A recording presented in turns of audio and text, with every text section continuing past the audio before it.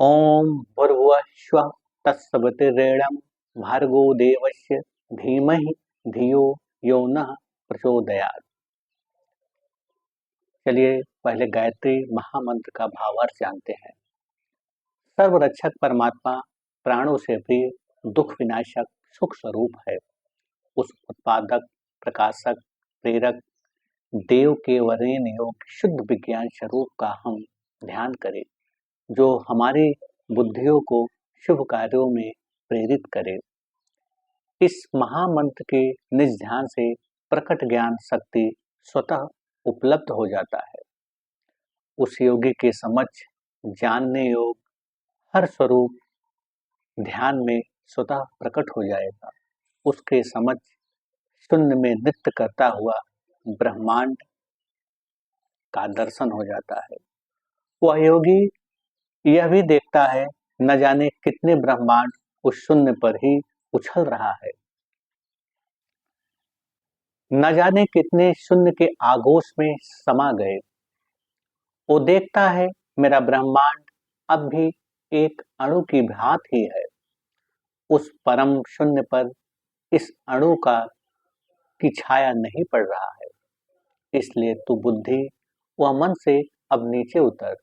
तेरे धर्म कर्म विद्वता सब कुछ एक कण से ज्यादा नहीं, इसलिए तू हर सहारे से रहित हो जा। तब जानेगा मैं ही मैं हूं। एक मैं ही समय रहित व स्थान रहित हूं।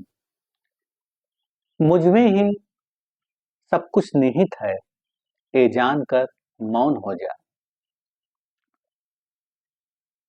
ओम शांति। सब साधकों को नियमित गायत्री मंत्र का जाप शरीर शुद्धि के उपरांत ही करना चाहिए। इस जाप से हर बाधा से मुक्ति मिलेगा। शरीर शुद्ध, मन शांत होगा, काया निरोगी रहेगा, बुद्धि प्रखर होगा। नियमित नियमित जाप से 7 से 21 वर्षों में गायत्री सिद्ध हो जाता है। तब आप ब्रह्म को धारण करने वाले समदर्शी दिव्यदर्शी हो जाते हैं।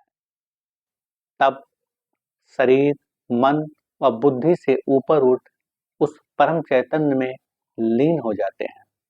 तब वह साक्षात्कार करता है कि शून्य की भूमि पर ब्रह्मांड रूपी फूल खिला है। जिस ब्रह्मांड रूपी फूल में परम चैतन्य का खुशबू व्याप्त है, वह चैतन्य कण कण में निहित है। ये सृष्टि उसी चैतन्य का स्वरूप है।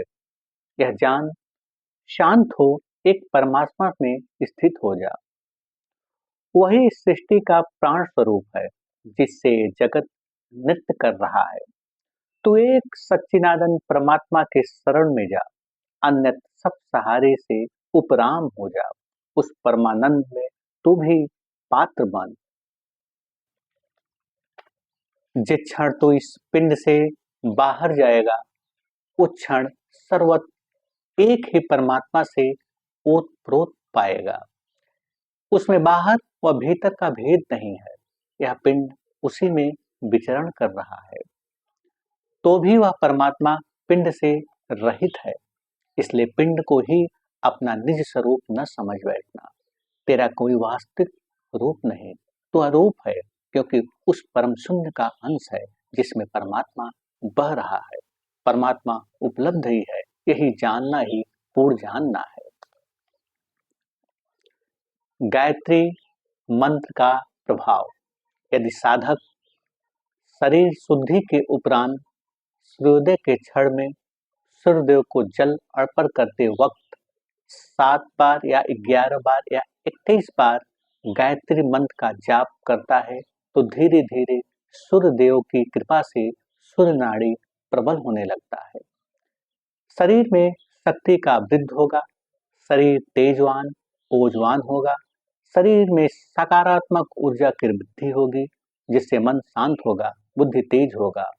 तब किसी भी कार्य को सुनियोजित ढंग से करने में सक्षम होंगे। धीरे धीरे कर्म में कुशल होते जाएंगे, तब जीवन का फूल खिल जाएगा।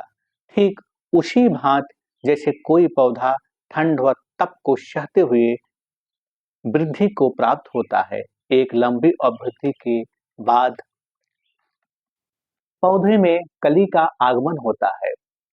चंद दिनों में पुष्प खिलता है, तब पूरा वातावरण सुगंध से भर जाता है। भौरे नृत्य करते हुए पुष्पों का आलिंगन करते हैं। ठीक इसी भांति जब कर्म का फूल खिलता है, तब ये जीवन आनंद से भर जाता है। जैसे पुष्प अपनी खुशबू से वातावरण को महका देता है, ठीक इसी भांति ऐसे महापुरुष के सानिध्य में भक्तों का जीवन उसी भांति आनंद से भर जाता है। ओम शांति।